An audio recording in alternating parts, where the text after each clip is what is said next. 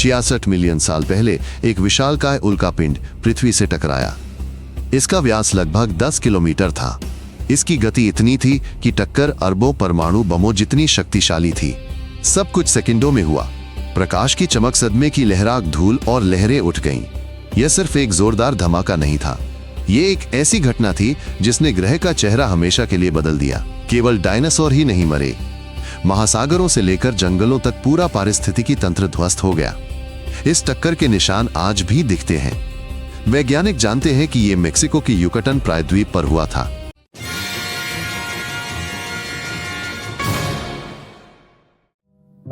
टकराव से पहले पृथ्वी पर आश्चर्यजनक गर्मी और शांति थी। अधिकांश भूमि हरे भरे जंगलों से ढकी थी, समुद्र जीवन से भरे थे। मौसम हल्का और स्थिर था। डायनासोर खुद को ग्रह का स्वामी मानते थे। वे चरते थे, शिकार करते थे, बढ़ते और प्रजनन करते थे। हवा में टेरोसौर उड़ते थे, समुद्रों में विशाल सरीसृप तैरते थे। सब कुछ सामान्य रूप से चल रहा था, मानो कोई खतरा आने वाला ना हो। परंतु यही स्थिरता आने वाले आघात को और विनाशकारी बनाती है। प्रकृति ऐसे तीव्र बदलावों के लिए तैयार नहीं थी। लाखों साल पहले उल्कापिंड टकराने से पहले ग्रह पर प्रसिद्ध डायनासोर रहते थे। इनमें टायरानोसॉर्स, ट्राइसेराटॉप्स और एंकिलोसॉरस थे। समुद्रों में मोसासौर तैरते थे। वे बस जितने बड़े समुद्री शिकारी थे। आकाश में टेरोसौर उड़ते थे। जमीन पर चूहे जैसे छोटे जानवर दौड़ते थे। सब कुछ आपस में जुड़ा हुआ था। पौधे सूरज पर निर्भर थे, शाकाहारी पौधों पर निर्भर थे, मांसाहारी शाकाहारियों पर निर्भर थे। यदि एक भी तत्व हटा दिया जाए तो पूरी व्यवस्था ध्वस्त हो जाती है।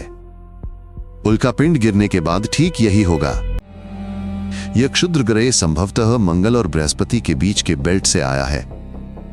वहां लाखों सालों से लाखों चट्टानी पिंड घूम रहे हैं। किसी बिंदु पर उनमें से एक अपनी कक्षा से भटक जाता है, फिर वो धीरे धीरे पृथ्वी के करीब आने लगता है। वो लाखों वर्षों तक अपनी राह पर उड़ता रहता है, फिर वो हमारी पृथ्वी से टकरा जाता है। इसकी गति लगभग 20 किलोमीटर प्रति सेकंड होती है। इतना छोटा पत्थर भी इतनी ऊर्जा रखता है। वह पृथ्वी से सभी जीवन को मिटा सकता है। पृथ्वी की परतों में मिली चट्टानों की रासायनिक संरचना से स्पष्ट है। वस्तु ऐसे धातुओं से समृद्ध थी जो भूपर्पटी में कम पर उल्कापिंडों में बहुत होते हैं। इससे पता चलता है कि हमारे पास एक क्षुद्र ग्रह आया था कि कोई बर्फीला धूमकेतु। हालांकि सबसे महत्वपूर्ण ये नहीं है। महत्वपूर्ण है कि वो बड़ा था, बहुत तेज गति से आया और एक संवेदनशील जगह पर टकराया। इन सब ने मिलकर पूरी पृथ्वी पर तबाही मचा दी। एक उल्कापिंड ऐसी जगह से टकराया जहां धरती के नीचे भारी मात्रा में जिप्सम और चूना पत्थर मौजूद थे।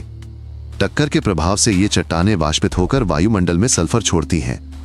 ये सल्फर महीन धूल में बदल जाती है। ये धूल बहुत ऊपर तक उठकर सूरज की रोशनी को धरती की सतह तक नहीं पहुंचने देती।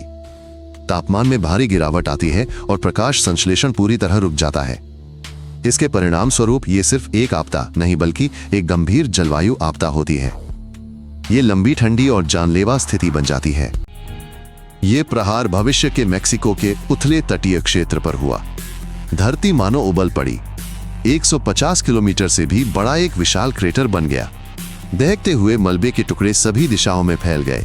चारों ओर सब कुछ जलने लगा, पिघल गया और ढहने लगा। पानी तुरंत उबल जाता है। सैकड़ों किलोमीटर के दायरे में सभी जीव जंतु और पेड़ पौधे तुरंत नष्ट हो गए। इसी समय विशालकाय लहरें उठने लगती हैं। ये भयानक लहरें बाद में अन्य महाद्वीपों पर भी कहर ढाएंगी। गिरने का स्थान आधुनिक युकाटन के क्षेत्र में है। गहराई में अवसादों की परत के नीचे वैज्ञानिकों को एक गोल गड्ढा मिला। इसका व्यास लगभग 180 किलोमीटर है। वहीं कांच की गोलियां, अंकालिक और जली हुई चट्टानें भी मिली। ये सब उस टक्कर का परिणाम है। बाद में ये कण दुनिया के अन्य हिस्सों में भी मिले। यूरोप और एशिया में भी इनकी खोज हुई। ये साबित करता है कि टक्कर स्थानीय नहीं बल्कि वैश्विक थी। पहले एक चकाचौंध करने वाली चमक, फिर ऐसी गर्मी जो सैकड़ों किलोमीटर दूर के जंगल जला दे। उसके बाद सितारों की बारिश शुरू होती है। लाखों गर्म पत्थर आसमान से गिरते हैं। वे सब कुछ जला देते हैं। आग लगने लगती है जो पूरे महाद्वीपों को ढक लेती है। धमाके की हवा पेड़ों को उखाड़ देती है। जानवर तुरंत मर जाते हैं। ये अंत के पहले घंटे हैं। ये सबसे भयानक होते हैं। इस टक्कर से एक विशाल सुनामी आती है। खुले समुद्र में लहरें मुश्किल से दिखती हैम्पर किनारे पर वे दसियों मीटर ऊंची उठ जाती हैं। वे सैकड़ों किलोमीटर अंदर तक महाद्वीप में घुस जाती हैं। ये सब कुछ बहा देती हैं, जंगल, दलदल, घोंसले और पशु बस्तियां। इन लहरों के निशान आज भी दुनिया भर में मिलते हैं। जहां कभी जंगल था वहां अचानक समुद्री रेत और सीपियों की परत मिलती है। आग के बाद अंधेरा छा जाता है। वातावरण में भारी मात्रा में कालिख और राख उठती है। सूरज धुंधला हो जाता है, पौधे बढ़ने बंद हो जाते हैं, तापमान गिरता है। महासागरों में प्लवक मर जाता है, जमीन पर सारी वनस्पति नष्ट हो जाती है। जानवरों को खाने को कुछ नहीं मिलता, खाद्य श्रृंखलाएं टूट जाती हैं। ये अवधि एक दिन या एक सप्ताह नहीं चलती। अंधेरा महीनों तक रहता है और ठंड बरसों तक। राख के अलावा हवा में सल्फर गैसें उठती हैं। वे अम्ल में बदलकर बारिश के रूप में गिरती हैं। झीलें जहरीली हो जाती हैं, पत्ते जल जाते हैं, नए अंकुर नहीं उगते हैं, धरती ठंडी, अम्लीय और निर्जीव हो जाती है। सबसे प्रतिरोधी प्रजातियां भी अत्यधिक तनाव में आ जाती हैं। जो पहले फलता फूलता था अब रेगिस्तान बन जाता है। ये सब तेजी से होता है, कुछ ही हफ्तों में। और इसी समय पृथ्वी के दूसरे छोर पर भारत में ज्वालामुखी फटना जारी था। ये दक्कन ट्रैप हैंड जो पृथ्वी के इतिहास के सबसे बड़े ज्वालामुखी क्षेत्रों में से एक है। ये वातावरण में और भी गैसें, धूल और जहर उगल रहे थे। वैज्ञानिकों का मानना है कि ज्वालामुखी विलुप्ति का मुख्य कारण नहीं थे, लेकिन उन्होंने उल्का पिंड के प्रभाव को बढ़ा दिया। जो एस्टेरॉयड ने नहीं मारा उसे ज्वालामुखीय धुएं ने खत्म कर दिया होगा। केवल डायनासोर ही विलुप्त नहीं हो रहे हैं, एमोनाइट्स गायब हो रहे हैं जो घोंघे जैसे समुद्री शंख हैं। बड़े समुद्री सरीसृप, कई पौधे और लगभग सभी उड़ने वाले छिपकली विलुप्त हो रहे हैं। विलुप्ति महासागरों, जंगलों, दलदलों और पहाड़ों को प्रभावित करती है। केवल कुछ ही जानवर जीवित रहते हैं। वे छिप सकते हैं, कुछ भी खा सकते हैं, सर्दियां गुजार सकते हैं और उन्हें अधिक ऊर्जा की आवश्यकता नहीं होती। डायनासोर बड़े पेटू और कमजोर थे। उनके अंडे खुले में पड़े रहते थे। उनका भोजन ताजी वनस्पति पर निर्भर था। वे ठंड से छिप नहीं पाते थे। जब भोजन गायब हो गया वे मर गए। लेकिन पक्षी उनके वंशज बच गए। वे छोटे और गर्म रक्त वाले थे।